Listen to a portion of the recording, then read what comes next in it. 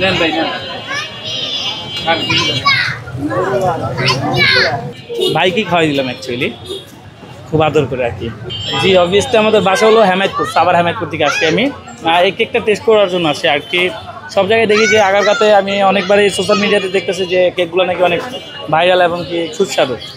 তো Q cake tasty তো অনেকবার ট্রাই করলাম, তো চিন্তা করলাম আজকে আগারগাঁ চলে আসি, একটু দেখে আসি কী অবস্থা আর কি।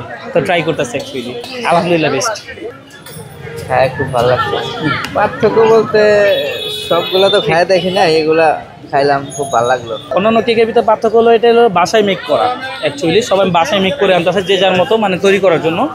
আর বাইরের যে কেকগুলো ওইটা আমরা দেখতেছি না, ওইটা সম্পূর্ণ বেকারিতে তৈরি হচ্ছে।